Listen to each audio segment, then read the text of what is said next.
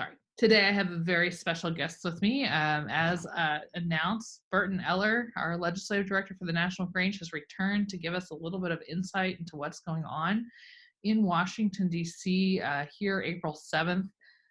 As we know, we're scrambling still with this COVID crisis, trying to get our farmers in a good place, get our small businesses in a good place, make sure our communities are in a good place, as well as obviously flatten the curve and keep our folks as healthy as possible. So, Burton, welcome. Well, thank you. We have So a little what kind of update. updates have you got for us today, We have Burton? some updates on dairy. I think we'll start there. That's kind of been the biggest issue in grain outside of the COVID-19 infections. Dairy's been the biggest issue in Grange country. I've talked back again with Undersecretary Greg Ibach at USDA and with Michael Dykes, who's the CEO of the International Dairy Foods Association. And that's, of course, the folks that process the milk. They take the fluid milk that doesn't go into the fluid milk market and process it into various and sundry products. They are working together with national milk producers, the International Dairy Foods, and USDA are looking for ways to get that product over out of the dump sites into the processing line, and the USDA is preparing to accept that into the feeding systems. The USDA purchases for the feeding systems.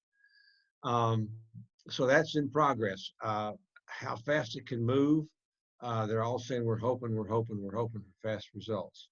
Let me just say here that if there are any stores or any locations in the country that are rationing milk, we'd like to know about it.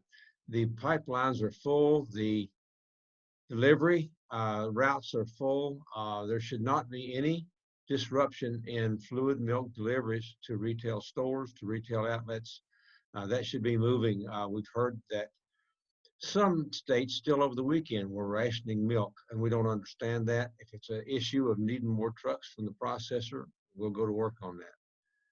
Secondly, the National Milk Producers and the International Dairy Foods Association are proposing to Secretary Perdue to do a quick healing, well, it won't be a healing, it'll be a quick Band-Aid for the dairy industry. They're proposing two things. Some extra money into the dairy industry, the fluid milk industry. Number two, forgivable loans to the processors to produce these products that they're talking about. Number one, they're asking the Secretary to provide $3 per 100 pounds of milk for 90% of their production if they reduce their supply by 10% under the March 2020 production. That's $3 a hundredweight paid to the dairyman on 90% of their milk. If they will, in the future, and we don't know how long this would go, but in the future, if they would reduce their production 10% from the March 2020 production levels. On the other side, the processors would they'd find something to do with that milk, even if it was to store it or in some sort of processed form until they could empty the pipeline. The processors are asking for forgivable loans if they continued to buy milk during this crisis rather than dumping it.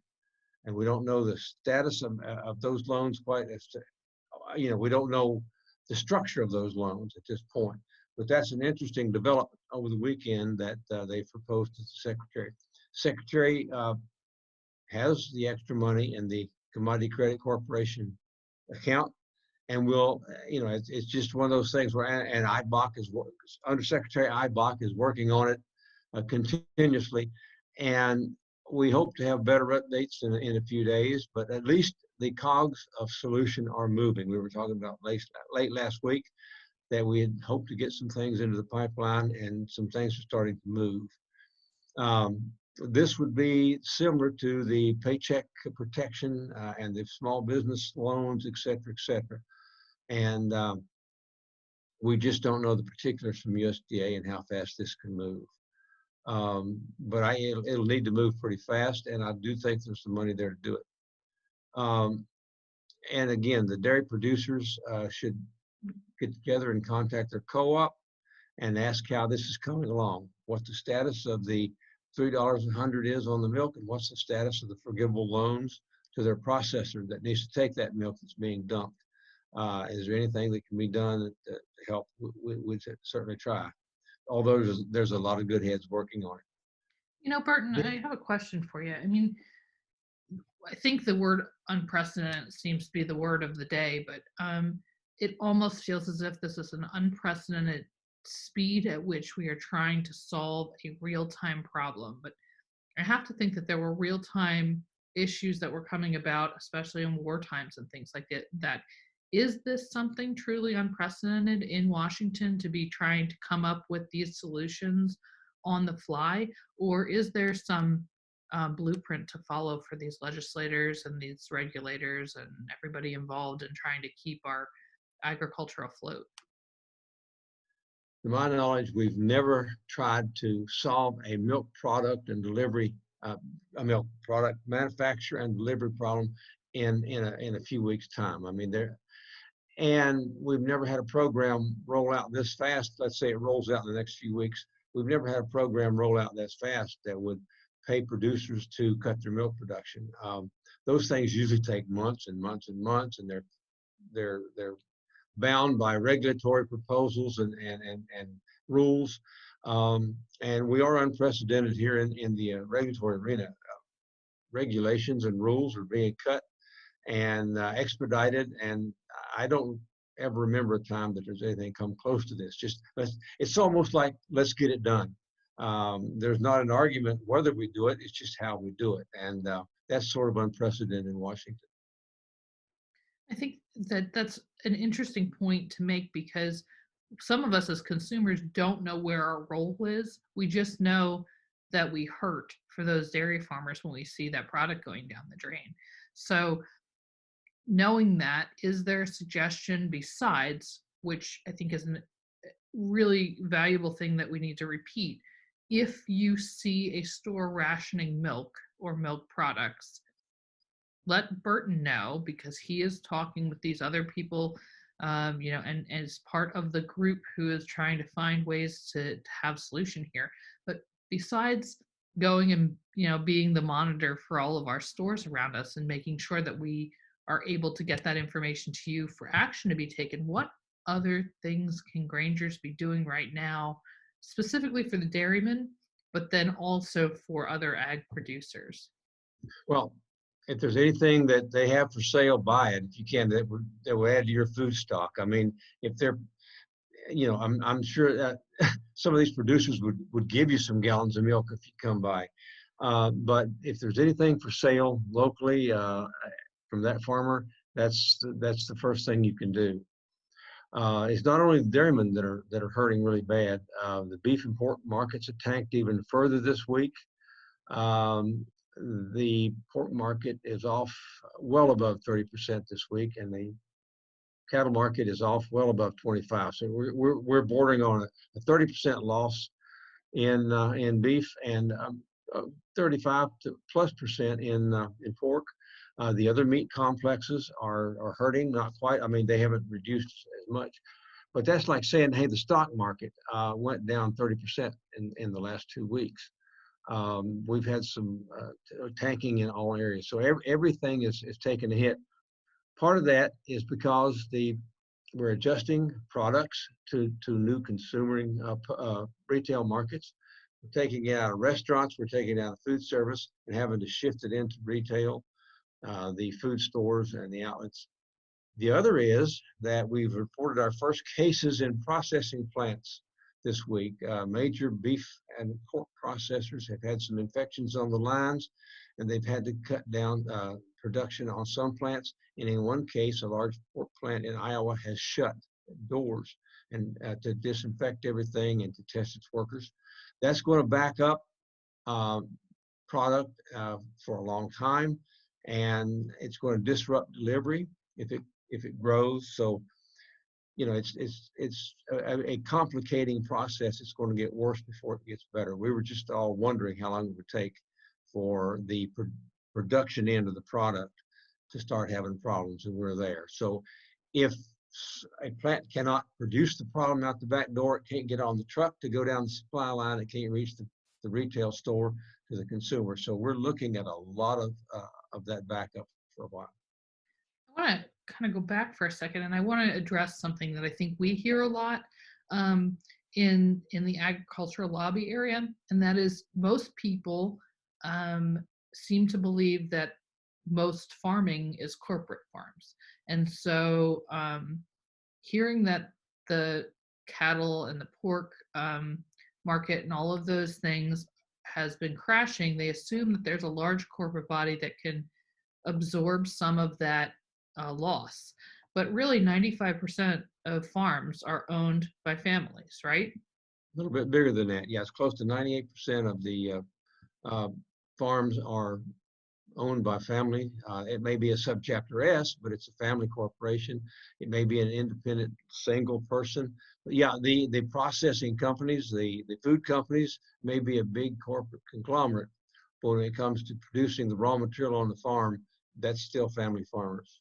So when you have these family farmers and when you have 30% less, market value for the hog that they raise, the steer that they raised, whatever it is that they're producing. What does that look like in a family farm setting? I mean, I know that you have a farm, so what does that look like for the small producer? The same thing it does for small business in America, that you're in a squeeze. Um, you, however, can't turn off the spigot on livestock and poultry and farm products. Fruits and vegetables are being dumped now in southern Florida. They're coming, the season is for fruits and vegetables to come ripe in southern Florida. They're being dumped or left to rot in the field because they can't afford to pick fruit and give it away. In other words, they can't. I mean, it costs money to pick it and haul it and deliver it, and they can't afford to do that. It costs money. I mean, they would gladly give the fruit and vegetables away, but it costs money to get them out to the field and get them to the people, so they can't afford to do that. Basically, it's you've got to take care of those animals. So you're going to just eat that loss for now, and you'll probably end up eating it for the longest time. The good part about it is, in the relief package, is some relief for these farmers. It'll take a long time for it to get there from the Commodity Credit Corporation, but it supposedly will come. Part of the issue now is the small business loans from the Small Business Administration through banking and financial institutions. It's basically just immobile. The loans at the Small Business Administration are deadlocked. Their facility can't handle it. The bankers say they can't get through to the website. So we have a lot of problems getting big amounts of approvals out in a short amount of time. We're moving so fast that the systems weren't built to handle this, and that just going to even complicate more. So as farmers and producers need some loans to tide them over, they're going to be a little later coming. What we do hope, of course, is that the financial institutions, the lending institutions, the mortgage holders, the supply stores will work with the farmers. And in fact, there's not much else they can do. Is just work with us, give us time, let the system try to work, and it may take several months before we get any relief at all. We should also, as producers, say the consumer will never be made whole. We'll never make up for that loss. All we can hope is we can just maybe cover most of the expenses, and so it can come back again next year. So one of the things that I'm hearing, I guess, is that especially in those southern markets where some of this stuff is coming ripe and getting ready to go out of the fields or off farms, talk to your local farmer. It sounds to me like if you have a freezer space and you're interested in preserving or freezing some strawberries that are coming out, or if you have freezer space to put in milk, or if you have the ability to go in with somebody and purchase a side of beef, for example, that there may be a local butcher who's still able to do something that the processor may not have, or there might be a farm who will allow you to come in and pick your own something and take it and pay them something at least for it, so it doesn't all rot on the field. Is that correct? That's correct. It depends on the situation, depends on the farm. Um, in many areas, even though you'd want folks to come in and pick your fields, they could probably do more damage. They would cost you more money if you aren't careful. They would, harm the plants, could harm the I mean, it's a tough situation. Um, they could probably consider a group, a charity, a Grange organization coming in and say, okay, if we come in and be careful with everything, we take care of it, you watch over us, we'll pick it and we'll take it out and we'll give it away. There may be some take for that. I think one suggestion that I've been thinking a lot about, how Granges can mobilize in different ways that other organizations aren't doing. So many of us are sewing face masks, and we all need to continue to do that. By no means am I saying stop, but there are things that Grangers can do that others don't have the expertise or interest or knowledge in doing. And one of them here, I think, might be if you normally have dinners or breakfasts or lunches or suppers or whatever at your Grange, and you can work with a local producer to say, we'll come in and we'll pick strawberries as a group. And we're going to put them in our Grange freezer. And when this thing all blows over, we're going to have a strawberry pie selling, time, or a strawberry social, or whatever that product is. If you can figure out how that producer can provide to your Grange and your community those products, and you can provide to them either the money, that they should hopefully get for having these products, or the labor to get them off the field, that would be a fantastic way to connect truly farm to fork in a way that sometimes we don't do with our bean suppers or whatever, our spaghetti dinners, whatever. So where else are we on some And of the other? if all the unemployeds in an area around a vegetable farm or a fruit farm, if all the unemployed folks would show up and say, Mr. Farmer, we'd love to go in your field and be your workforce for the next 2 weeks, they might be surprised how quick that would be taken. So what other updates have you got from the Washington sphere? Because I know it's not just ag that's hurting, and I know it's not just agriculture that you're following, because we follow a ton of things: healthcare, rural broadband, small business, rural development, all of those things. So what's been on your plate? Well, the biggest thing we're hearing is the small business loans. I mean, that besides agriculture, rural American small towns are full of small independent businesses, and they go to talk to their bank about, how does this work? How can I get it? The bank can't get through the small business. So it's frustrating for the folks. So that's the small business loan processing, and working with financial institutions in your community is very, very frustrating. But know that you're not alone. It's happening all over this entire country. And it'll just have to get worked out. We'll have to be patient.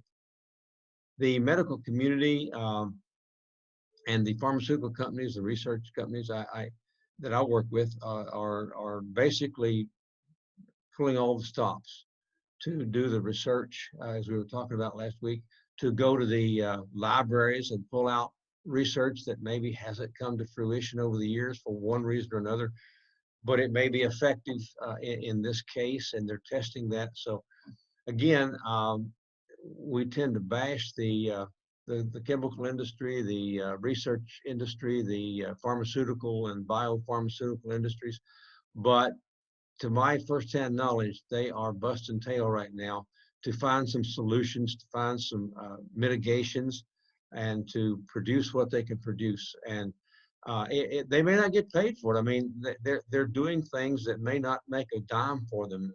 And in many cases, they'll bring out a product that they think might work. It's been on the shelf for something else for a lot of years, and they may not get paid a dime for it. But I don't know of anybody that's withholding any information or any product from the market to be tested to give us relief where we are now. Secondly, they're all looking forward.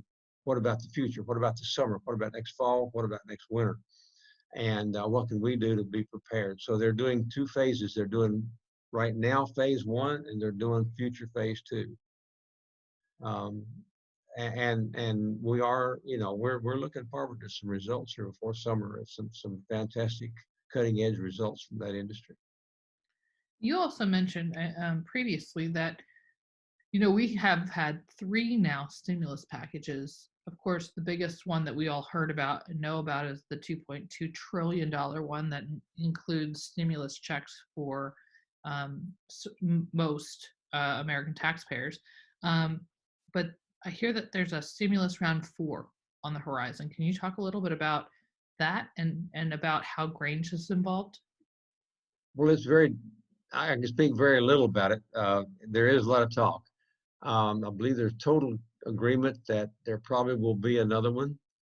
They'll craft it maybe by the end of April, but I don't think there's any way it can be passed by the end of April, even though some people are in a hurry. Some people say, let's wait and see. There's some things to fix from the relief package number 3. And if we haven't fixed the Small Business Administration website and delivery system by then, that'll be one of the first things that has to be plugged. We do expect the Department of Agriculture to have its CCC funding and its purchasing and its product development with the dairy industry. And it's planned for paying the other producers for their losses, whether it be fruits and vegetables, pork, beef, corn, soybeans, or whatever. It's going to take a while for that to come. And there's a big question, what do you need? What substantiation do you need to prove that you're producing this to get some sort of a payment on it? So oh golly, there's a lot of support for an infrastructure package that would put people back to work. Not unlike the WPA and CCC back in the Depression days. Most people don't remember the WPA and CCA. I guess at That one was point, led and made by a Granger, right? yep, I mean, the FDR was, yeah, Roosevelt era, yeah. The rest, FDR was, FDR. president at the time, and he was a Grange member for many, many years. And I think boy, is that an initiative that sounds like it resonates today, right? And it would be, I mean, it would go toward making some extremely needed infrastructure repairs that would take a lot of money. I mean, $1 trillion sounds like more money than I could ever figure, even with the computer. But another $1 trillion package probably wouldn't do near as much as everybody wants to do. So we're going to have to decide. Our policymakers are going to have to decide what to do. I do think they'll come back and see if there's any more money that needs to go into research and development for mitigation of COVID-19.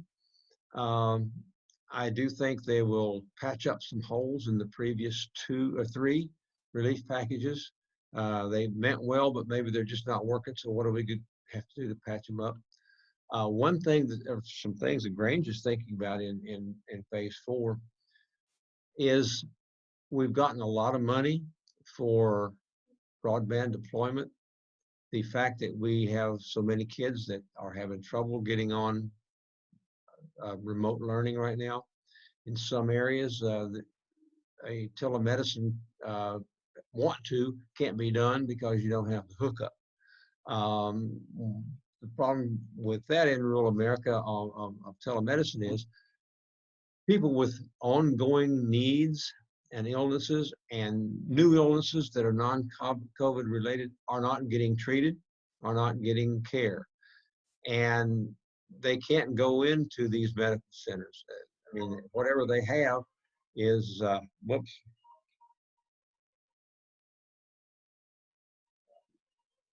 Sorry. That's all right.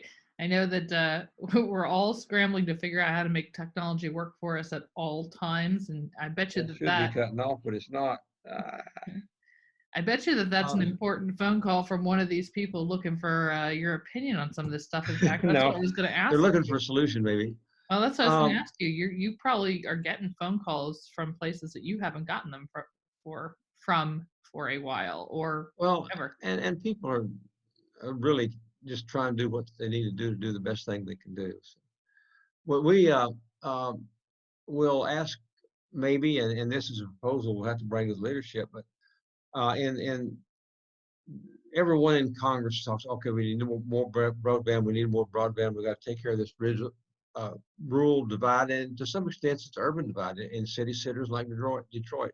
It's the same as if you were in western Nebraska, you have a digital divide. The issue is we've got plenty of money to try to get the equipment out there and get the installation done to get to that last mile in rural America. The problem is it's over a timeline of 5 years. The projection is a 5-year installation. We can't wait that long. So the Grange is I don't know what's possible in less than 5 years, but I think that's something that we need to stand up in COVID-4, is that we don't have 5 years. We really appreciate all the money that the Congress has been throwing, and the individual providers of broadband have been throwing at this thing, but we can't wait 5 years. So what can we do, and what's it going to take to stand this up in less than 5 years? And that's both remote learning and remote medicine. So it's still a two-pronged approach. I think you touched on something when you said, not just work with the leadership as far as like the president and the administration and the Congress and what have you, but also our leadership to make sure that we know what we're asking for, because you and I are employed at the will not only of our boss and our leaders that are elected for the National Grange, but we're directed by the expectations and needs of our members. And for you especially, that directive comes out of our policy, which is grassroots.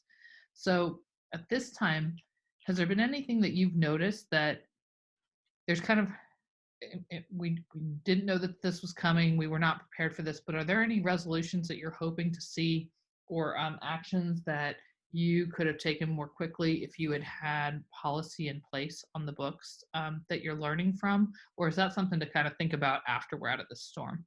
I think we have to assess where we are, and most of our Granges won't meet until summer and fall, and there's plenty of time for those policy directions to come forward. A good thing about the Grange is that they've covered a whole lot of territory in their policy book over the years. And we have some flexibility. I mean, it's been written, particularly in recent years, with enough flexibility to use common sense and judgment to move on an issue. You got permission to move, and they don't tie your hands on how. The bad thing is it's a whole lot of policy and that we have to wade through. But it is grassroots. And what's that? 4,700 policies on the books. Is that right? About ish. Yep. You know from going through it, it's a volume.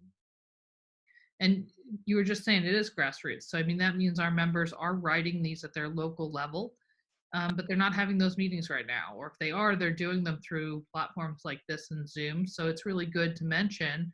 And I saw that National Grange President Betsy Huber is on here watching today. It's good to mention that in 2016, she made a ruling that you can vote if you are on a virtual meeting and you're identified and we know that it's you, you can participate. So Granges could still be doing policy work right now and having a quorum on a virtual meeting and voting and pushing that up to their state sessions. And of course, then we have to worry about when our state sessions are held and stuff like that.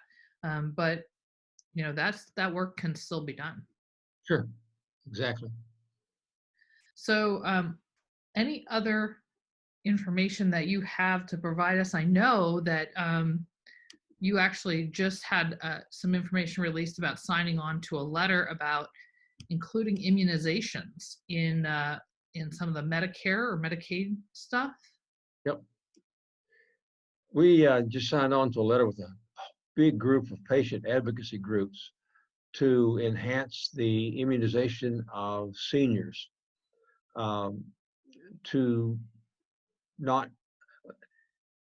We're getting ready for vaccinations, hopefully on COVID-19 in a year or so. Medicare Part D requires a copayment for some diseases that Medicare Part B does not. Again, influenza and pneumonia come under Part B, and we're suggesting that all immunizations for seniors come under Part B, let them go get their shot. We're all used to going into the drugstore or to the doctor's office and getting a free shot these days, and it's done wonders for protecting the population on influenza and pneumonia. And we're suggesting that we do that for all seniors on all necessary immunizations. That seems kind of like a no nonsense, straightforward request. So It's a still going to lot take like some most of the Grange legislation. stuff. Yeah. Yeah. Okay, so we had one question so far, and I'll just remind everybody, if you have questions for Burton, you can comment in the comment box that should be below this video. You can also text me if you have my phone number, 301-943-1090. We've been putting that out there pretty much, so I might as well just do it now. If you want your question to be private. And so the question that we've had so far is, have you heard anything or have you seen anything about the stimulus checks that will be coming regarding money for the disabled? So I know that there are certain groups being left out, good, bad, or indifferent. You don't get a check for your 17-year-old who's at home. You don't get the $500 for that individual, but they also don't get money, even if they were working and filing taxes previously. So the question for you was about any information you have about people who are on disability receiving those stimulus checks. I'm sorry, I do not. Yep. Haven't heard a thing. Sorry. And these are all things that, hopefully you'll be able to find some of the answers to online. But if it is of a real concern, you can probably contact Burton, and he can track down information for you in amongst the many, many other things that he's doing at this time that are important. So we don't have any other questions. We do have a comment, Sharon Bauer from Nevada, who, by the way, just mentioned that they have a 3-hour drive if they need to go to a local hospital. They do have life flight, but 3 hours from where they are to a good hospital. It's a long distance if you need something. Had mentioned earlier that, she hopes to see Granges put together groups that will go pick, as a group, and have somebody leading that group from the Grange that has some ag background, so that they don't, cause any issues in the farm fields. And you mentioned that, and I guess the only question that I would have is, what issues do come, and what industries or what type of crops are most susceptible to, I guess you'd be worried about diseases or destruction that would be coming in from unskilled individuals trying to pick their own. Well, strawberries come to mind early on, but also if people, there are a lot of pick your own strawberry farms that do that. The plants aren't destroyed and the fields aren't raped, so to speak. It just depends on the group. There's a certain way to pick fruit, and there's a certain way not to pick fruit. You can be respectful of the landowner and his land. You can be a good steward of your time in that farm. And I just think it's, the golden rule would apply for someone trying to go in and, number one, help a farm do that work, and number two, be allowed to go in and pick it and bring it out for some good cause. All right, so this has been really informative. Some of our members have mentioned that in the comments here. Burton, I'm sure that you're going to be back with us again, because this doesn't look like it's taming anytime soon. But more than that, you are a font of knowledge. So, and our members really appreciate you and all the work that you're doing. And besides that, all the information that you're providing them. So thank you. Welcome. And I'm hoping that the curve starts down very soon too. This goatee I'm wearing started on the first day of stay-at-home lockdown, and it'll be shaved on the last day of home lockdown. I think we need to see a little bit more of that. There you go. I don't know. I think it's a good look. Maybe we'll take a poll on our Facebook platform and see who wants you to keep it and who wants it to go. So I'm pretty sure your wife gets the final say on that one, though, right? You bet. All right. Thank you so much, you. Burton. And we'll see you all again tomorrow. My information is now up behind me. Tomorrow at 2:30, we're going to have our next episode in this series. And we're going to be talking actually with a friend of mine, who is furloughed during this time, who is an expert in communications and public relations. And we're specifically going to be talking with Megan Murray McDonald about how to make your social media better. Because right now, everybody's bored. They're scrolling through their Facebook. They're scrolling through their Instagram. They're creating Facebooks for the first time, like Burton, and they're getting a sense of who's out there and what's out there. And so she's going to talk a little bit about how to make some eye-catching things for your social media, because frankly, you've heard it from me, and now we need an outside expert. So please join us 2:30 tomorrow for our next episode here in the Cultivating Connections in the Time of COVID. We appreciate you guys all showing up, giving comments, support, staying healthy, staying well, and washing your hands.